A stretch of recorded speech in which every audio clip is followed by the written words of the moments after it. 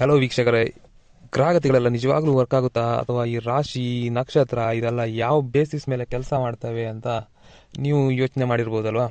ಅದ್ರ ಬಗ್ಗೆ ಇವತ್ತು ನಾನು ಹೇಳ್ತೇನೆ. ನೀವು ಇದನ್ನೆಲ್ಲ ಕ್ಲಿಯರ್ ಆಗಿ ನೋಡ್ಲಿಕ್ಕೆ ಹೋದರೆ ಇದಕ್ಕೆ ಎಲ್ಲ ಆಧಾರ ಇಲ್ಲ ಅಂತ ನಿಮಗೆ ಅನಿಸ್ಬೋದು.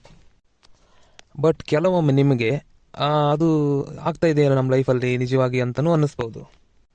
ಈಗ ತುಂಬ ಸಲ ನೀವೇ ಅಬ್ಸರ್ವ್ ಮಾಡಿರ್ತೀರ. ಈಗ ದಿನ ಭವಿಷ್ಯ ಆಗಲಿ, ವಾರದ ಭವಿಷ್ಯ ಆಗಲಿ, ಇದೆಲ್ಲವನ್ನ ಈಗ ನಿಮ್ದೊಂದು ರಾಶಿ ಇರುತ್ತೆ. ಎಕ್ಸಾಂಪಲ್, ಈಗ ಮಕರ ರಾಶಿ ಸಡೆ ಸಾತಿ ನಡೀತಾ ಇತ್ತು ಅಂತ ಆದರೆ ನಿಮಗೆ ಸಮಸ್ಯೆಗಳು ಬಂದಿರ್ಬೋದು. ತುಂಬ ಜನ ಈಗ ಮಕರ ರಾಶಿಯವರು ಯಾರಿದ್ರೆ ಅವರಿಗೆ ಒಂದು ಎಕ್ಸ್ಪೀರಿಯನ್ಸ್ ಆಗಿರ್ಬೋದು. ಅದು ನಂಬುವವರಿಗಾದರೂ ನಂಬದೇ ಇದ್ದವರಿಗಾದ್ರೂ ಕೂಡ ಎಕ್ಸ್ಪೀರಿಯನ್ಸ್ ಆಗಿರುತ್ತೆ. ಆ ಪ್ರಾಬ್ಲಮ್ಗಳು ಬಂದಿರಬಹುದು, ಕೆಲವರಿಗೆ ಬರ್ದೇನೆ ಇರ್ಬೋದು, ನನಗೆ ಗೊತ್ತಿಲ್ಲ.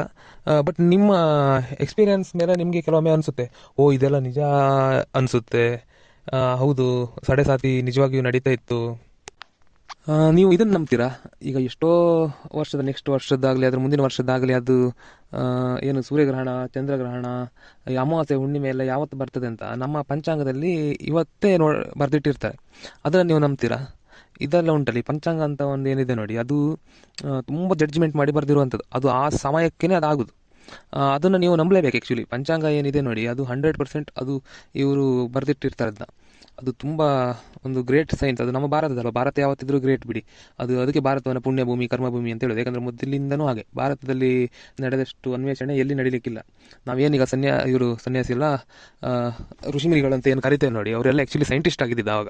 ಸೈಂಟಿಸ್ಟ್ ಅಂದರೆ ನೀವು ವಿಜ್ಞಾನಿಗಳು, ನೀವು ಏನು ಅವ್ರು ಹಾಗಿದ್ರು. ಆದರೆ ಆವಾಗ ಇದ್ದಿದ್ದು ಅವ್ರು ಅದೇ ಥರ, ಅವ್ರ ಕೆಲಸನೇ ಅದೇ. ಈಗ ನೀವು ಝೀರೋವನ್ನು ಅನ್ವೇಷಣೆ ಮಾಡಿದ್ದು ಯಾರಂತೆಲ್ಲ ಹುಡುಕ್ಲಿಕ್ಕೆ ಹೋದರೆ ನಮ್ಮವರೇ ಸಿಗ್ತಾರೆ.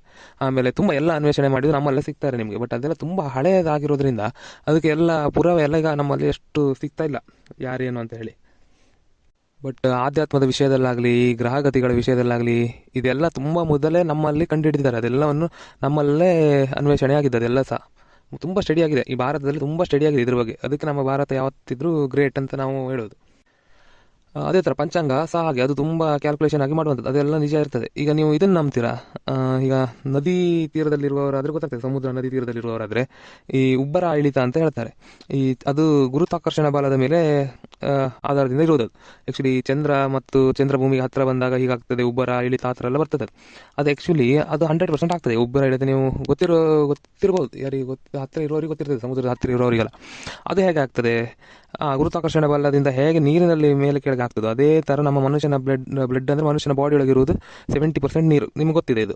ಆ 70% ನೀರು ಇರೋದ್ರಿಂದ ನಮ್ಮ ಬಾಡಿಯಲ್ಲಿ ಸಹ ಅದು ವೇರಿಯೇಷನ್ ಬರ್ತದೆ. ಅಂದರೆ ನಾನೀಗ ಜಸ್ಟ್ ಎಕ್ಸಾಂಪಲ್ ಕೊಡ್ತಿರೋದು, ಅದೇ ಅಂತಲ್ಲ, ನಾನು ಜಸ್ಟ್ ನನ್ನ ಒಂದು ಇದರಿಂದ ನಿಮಗೆ ಎಕ್ಸಾಂಪಲ್ ಕೊಡ್ತಿರೋದು. ಸೊ ಈಗ ಸಮುದ್ರದ ನೀರು ವೇರಿಯೇಷನ್ ಆಗ್ತದೆ ಅಂದಮೇಲೆ ನಮ್ಮ ಬಾಡಿಯಲ್ಲಿರುವ ನೀರು ಸಹ, ರಕ್ತ ಏನಿದೆ, ಬ್ಲಡ್ 70% ನೀರು ಏನಿದೆ ನೋಡಿ, ಅದು ಸಹ ವೇರಿಯೇಷನ್ ಆಗಬೇಕಲ್ಲ. ಆ್ಯಂಡ್ ಆ ವೇರಿಯೇಷನಿಂದ ನಮ್ಮ ಬ್ರೈನಲ್ಲಿ ಸಹ ಏನಾದರೂ ಒಂದು ಚೇಂಜಸ್ ಬರಬೇಕಲ್ಲ. ಅದೇ ಥರ ಎಲ್ಲ ಗ್ರಹಗಳಿಗೂ ಒಂದೊಂದು ಇದಿರ್ತದೆ. ಗ್ರಹಗಳು ತಿರುಗುವ ವೇಗ, ಗ್ರಹಗಳ ಆಕರ್ಷಣೆ, ಒಂದು ಮ್ಯಾಗ್ನೆಟಿಕ್ ಪವರ್ ಇರ್ತದೆ, ಅದೆಲ್ಲ ಚಲನೆ ಇರ್ತದೆ. ಅದೆಲ್ಲದ್ರದ್ದು ನಮ್ಮ ಬಾಡಿ ಮೇಲೆ ಪ್ರಭಾವ ಬೀರ್ತದೆ ಅಂತ ಅದು ನಮ್ಮ ಹಿಂದಿನವರು ಮಾಡ್ಕೊಬಂದಿದ್ದು ಗ್ರಹಗತಿ ಅಂತ.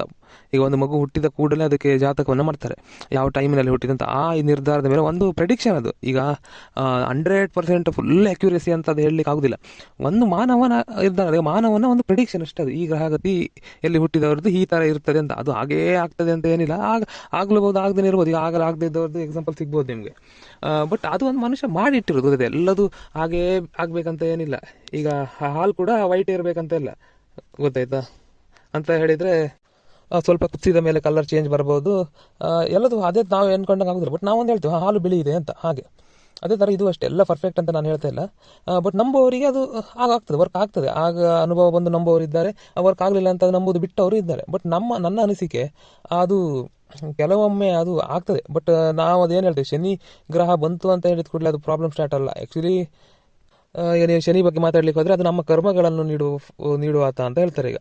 ಸೊ ಹಾಗೆ ನಾವು ಏನು ಕರ್ಮಗಳನ್ನು ಮಾಡ್ತೇವೆ, ಆ ಶನಿ ಬಂತು ಅಂತ ಹೇಳಿದರೆ, ನಿಮ್ಮ ರಾಶಿಯಲ್ಲಿ ಸಡೆ ನಡೀತಿದೆ ಅಂತ ಹೇಳಿದರೆ, ನಿಮಗೆ ನೀವೇನು ಕರ್ಮಗಳು ಮಾಡಿದ್ರೆ ನೋಡಿ, ಅದ್ರ ಫಲ ಸಿಗುವ ಟೈಮ್ ಬಂತು. ಫಲ ಅಂದರೆ ನೀವು ಒಳ್ಳೇದು ಮಾಡಿದರೆ ಒಳ್ಳೆ ಸಿಗ್ತದೆ, ಕೆಟ್ಟದ್ದು ಮಾಡಿದರೆ ಕೆಟ್ಟ ಸಿಗ್ತದೆ. ಈಗ ಸಡೆ ತುಂಬ ಒಳ್ಳೆಯವರಾದವರು ಇದ್ದಾರೆ, ತುಂಬ ಪ್ಲಸ್ ಆದವರು ಇದ್ದಾರೆ, ತುಂಬ ಮೈನಸ್ ಆದವರು ಇದ್ದಾರೆ. ಅದೆಲ್ಲ ನಮ್ಮ ಕರ್ಮಗಳ ಫಲ ಅಂತ ಕೂಡ ಹೇಳ್ತಾರೆ. ಅದೇ ಥರ ಪ್ರತಿ ಗ್ರಹಗಳಿಗೂ ಕೂಡ ಒಂದೊಂದು ಇರ್ತದೆ. ಆ ಗ್ರಹ ನಮ್ಮ ರಾಶಿಯ ಮೇಲೆ ಎಫೆಕ್ಟ್ ಆಗ್ತದೆ ಅಂತ ಗ್ರಹಗತಿಯಲ್ಲಿ ಇರುವುದು. ಅದು ನಂಬುವವರಿಗೆ ಎಫೆಕ್ಟ್ ಆಗ್ತದೆ. ಕೂಡ ಅಂತ. ಮತ್ತು ನಮ್ಮದೇ ಇದ್ದವರಿಗೆ ಗೊತ್ತಿಲ್ಲ, ಅದು ಅವರವರ ಅನುಭವಕ್ಕೆ ಬಿಟ್ಟಿದ್ದ. ಅದ್ರ ಬಗ್ಗೆ ನಾವು ಜಾಸ್ತಿ ಹೇಳಲಿಕ್ಕೆ ಬರೋದಿಲ್ಲ, ಅದೆಲ್ಲ ಅವರವರ ಅನುಭವಕ್ಕೆ ಬಿಟ್ಟಿದ್ದು. ಬಟ್ ಕೆಲವೊಮ್ಮೆ ಅದು ಆಕಸ್ಮಿಕವೋ ಅಥವಾ ಏನೋ ಕೋಇನ್ಸಿಡೆನ್ಸ್ ಆಗಿ ಕೆಲವೊಮ್ಮೆ ಮ್ಯಾಚ್ ಆಗ್ತದೆ, ಮ್ಯಾಚ್ ಆಗದೇನೆ ಇರ್ಬೋದು, ಇಷ್ಟೇ ನಾನು ಹೇಳ್ಬೋದು ಬಿಟ್ಟರೆ. ಬಟ್ ಅದು ವರ್ಕ್ ಅಂತೂ ಆಗಬಹುದು, ಯಾಕೆಂದರೆ ಅದೊಂದು ಮುನ್ನೆಚ್ಚರಿಕೆಗಳನ್ನು ಕೊಡ್ತದೆ. ಈಗ ಶುಕ್ರ ಗ್ರಹ ಒಳ್ಳೆ ಇದ್ದರೆ ನಿಮಗೆ ಒಳ್ಳೆ ಹಣ ಬರ್ತದೆ, ಬುಧ ಗ್ರಹ ಒಳ್ಳೆ ಇದ್ದರೆ ನೀವು ಸಕ್ಸಸ್ ಕಾಣ್ತೀರಿ, ಈ ಥರ ಎಲ್ಲ ಆದವರು ಇದ್ದಾರೆ. ಮತ್ತು ನಮ್ಮದೆಲ್ಲ ಬಿಲೀಫ್ ಸಿಸ್ಟಮ್ ವರ್ಕ್ ಆಗ್ತದೆ. ನೀವು ನಂದು ಗ್ರಹಗತಿ ಚೆನ್ನಾಗಿದೆ ಅಂದ್ಕೊಂಡ್ರೆ ನಿಮ್ಮ ಗ್ರಹಗತಿ ಚೆನ್ನಾಗಿರ್ತದೆ, ನಿಮ್ಮ ಎಲ್ಲ ಜೀವನ ಚೆನ್ನಾಗಿ ಆಗ್ತದೆ. ಇಲ್ಲ ನಂದು ಸರಿ ಇಲ್ಲ ಅಂದ್ಕೊಂಡ್ರೆ ನೀವು ಸರಿ ಇಲ್ಲದೆ ಆಗ್ತದೆ ಹಾಗೆ. ಬಟ್ ಒಂದಂತೂ ನಿಜ, ಇದನ್ನು ನಾವು ಸಂಪೂರ್ಣವಾಗಿ ತಳ್ಳಿ ಹಾಕುವಾಗಂತೂ ಇಲ್ಲ. ನೀವು ಯಾಕಂದರೆ ಅನುಭವ ಆದವ್ರ ಹತ್ರ ಕೇಳಿ ನೀವು ಇದ್ರ ಬಗ್ಗೆ. ಈಗ ಎಲ್ಲದೂ ಕಣ್ಣಿಗೆ ಕಾಣಬೇಕಂದ್ರೆ ಈಗ ದೇವರು ಎಲ್ಲ ದೇವರು ನಮ್ಮ ಕಣ್ಣಿಗೆ ಕಾಣಿಸ್ತಾರೆ ಇಲ್ಲ ಅಲ್ವಾ? ಬಟ್ ದೇವರು ಇದ್ದಾನೆ ಅಂತ ನಂಬ್ತೀರಲ್ವಾ? ಎಲ್ಲದೂ ಹಾಗೆ ದೇವರಿದ್ದಾನೆ. ತುಂಬ ಈಗ ನಾವು ವೈಫೈದು ಇದಿರ್ತದೆ, ರೇಸ್ ಇರ್ತದೆ ಅಂತ ನಮಗೆ ಗೊತ್ತುಂಟು, ಅದೇ ನಮ್ಮ ಮೊಬೈಲಿಗೆ ಕನೆಕ್ಟ್ ಇದೆ. ಅದು ನಮ್ಮ ಕಣ್ಣಿಗೆ ಕಾಣೋದಿಲ್ಲ ಅಂದ್ಕೊಂಡು ನಾವು ಹೇಳ್ತೇವೆ ವೈಫೈ ಇಲ್ಲ ಅಂತ ಹೇಳ್ಬಿಟ್ಟು. ಹಾಗೆ ಕಣ್ಣಿಗೆ ಕಾಣದಿರೋಂಥದ್ದು ತುಂಬ ಇದೆ ನಮ್ಮ ಪ್ರಕೃತಿಯಲ್ಲಿ, ನಮಗೆ ಅದು ಗೊತ್ತಾಗೋದಿಲ್ಲ ಅಷ್ಟೇ. ಈ ಥರ ತುಂಬ ವಿಷಯಗಳೆಲ್ಲ ಇವೆ, ಅದು ಹೇಳಲಿಕ್ಕೆ ಹೋದರೆ ತುಂಬ ದೊಡ್ಡದಾಗ್ತದೆ. ಬಟ್ ಅದೇ ನಂಬೋದು ಕೆಲವರಿಗೆಲ್ಲ ಆಗುತ್ತದೆ ಅಷ್ಟೇ, ಮತ್ತೆ ಏನು ಹೇಳಲಿಕ್ಕಿಲ್ಲ ಇದ್ರ ಬಗ್ಗೆ. ಗ್ರಹಗತಿಗಳು ಕೆಲವೊಮ್ಮೆ ಗ್ರಹಗತಿ ಬದಲಾದಾಗ ನಿಮಗೆ ಅನುಭವ ಬಂದಿದೆ, ನಿಮ್ಮ ಅನುಭವ ನೀವೇನೇ ಅನುಭವ ಆಗಿದ್ದರೆ ನೀವು ನಂಬ್ತೀರಾ ಇಲ್ವಾ ಅಂತ ಕಮೆಂಟ್ ಮಾಡಿ ಫ್ರೆಂಡ್ಸ್. ಇಷ್ಟ ಆದರೆ ಇದೇ ಥರ ಮಾಹಿತಿಗಳಿಗಾಗಿ ಒಂದು ಸಬ್ಸ್ಕ್ರೈಬ್ ಮಾಡಿ ಆಯಿತು.